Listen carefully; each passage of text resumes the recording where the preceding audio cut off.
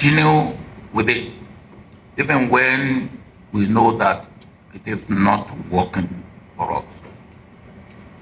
Those who brought it to us are now questioning the rightness of their invention, its deliverability, and its relevance today without before.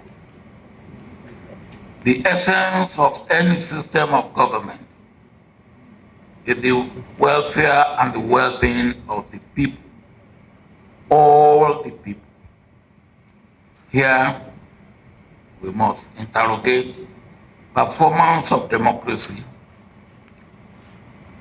in the West where it originated from, and with all the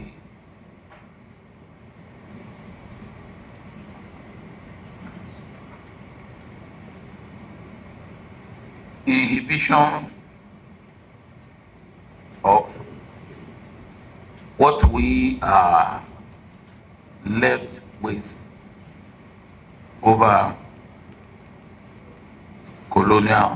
by the colonial power. Einstein said that it will amount to height of folly to continue to do the same thing that had not worked and expect different results. And that is the situation we find ourselves. We are here to stop being foolish and stupid. Can we look inward and outward to see what in our history, our culture, our tradition, our practice, our living experience over the years that we can learn from, adapt and adopt with practices everywhere for a changed system of government that will serve our purpose better and deliver.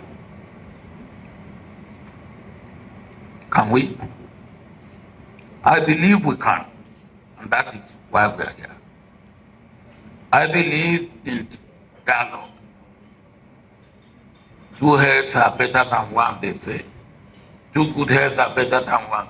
But here, we have many, many heads.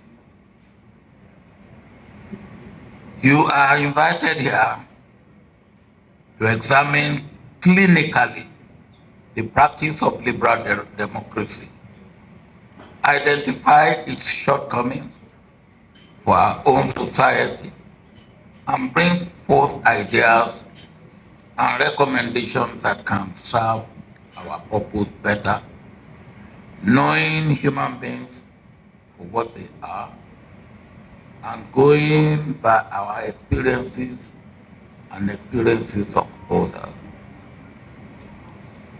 We have to think as leaders of thought in the academy, from the academia, and leaders of thought with some experience in politics. Initially, we were thinking of let us have the academia.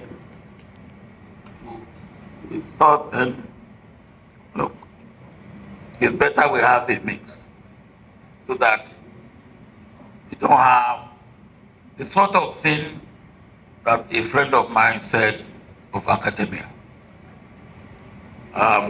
He said of another friend of mine who was an academic, that he always looked for practical, theoretical solution to practical problems. There, we want to bring practical and theoretical together. It is our hope that this first stage will prepare the ground for a second stage, which Professor Bukola alluded to And a third, if our thinking is going right and making progress. I welcome you to OPL, and please feel at home. Let me ask you to join me in thanking Professor Peter Okebukola and his staff for the efforts they had deployed since I brought up the idea of this initiative. I'd like to put that question across. Are we really practicing Western liberal democracy in that sense, in the way that it was handed down? I'm not sure that we can answer that with 100% certainty. Because what we practice here in Africa be a variation on Western liberal democracy in the real sense of the word. So for us, as this discussion continues, I'd like to say that beyond all the challenges that we've listed, our own nature of practice of Western liberal democracy is something that we too must put on the table. I also believe very strongly that Africa, more than any other Western democracy, has more diversity. We're extremely diverse. And that diversity is clearly affecting our practice. So when we come and start talking about preferring solutions, I wonder the nature of our diversity as it relates to the solutions that we may prefer. The second issue is the non-delivery of development outcomes for the people. I think we spend too much of our time when we promote liberal democracy in focusing on the processes rather than the development outcomes. And I think we need to also find a way to address that so that democracy can deliver. I'm a victim of what is popularly known in Nigeria as stomach infrastructure. You know where that came from. And the stomach infrastructure was, of course, informed by the belief. It's not, I must say, it's not completely correct, by the belief that I was focusing more on physical development of my state and not on bread and butter and giving money to voters. And we've seen the result of people giving money to voters winning elections. But ultimately, it undermines the development of the state. So I think we need to address development outcomes vis-a-vis stomach infrastructure. It's not an either-or. It's long-term and short-term development. And sequencing may be the way to address it.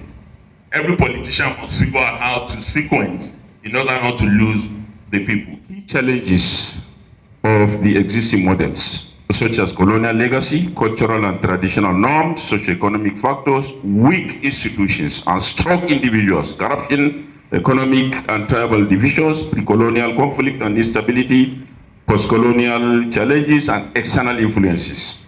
I identified four alternatives. One is communitarian democracy, which appears to be closer to our enclave here in Africa. We also have liquid democracy. Don't bother about the terminology. Liquid democracy is a democracy in which, issues are freely discussed, citizens are free to intermingle, all the barriers, socioeconomic or political, are broken down, and there is true equality and representation. Number three, we have consensus democracy, and number four, we have deliberative democracy. If you can pick up, mix this, if you can, do a potpourri of all this, you may probably get a model that can work for Africa. Towards the end of my paper, I identified 5 trajectories for the construction of a new model of democracy that can work in Africa. The first trajectory is socio-economic development and democratization. I said economic development plays a key role in supporting democratic consolidation in Africa. You have 2 minutes. Thank you, sir. Next, number 2 is youth demographies and political engagement. Africa has a youthful population, and the political engagement of young people is vital to the future of democracy in Africa. The youth increasing access to education, information, and technology creates opportunities for active participation in democratic processes, including elections and civil society activities.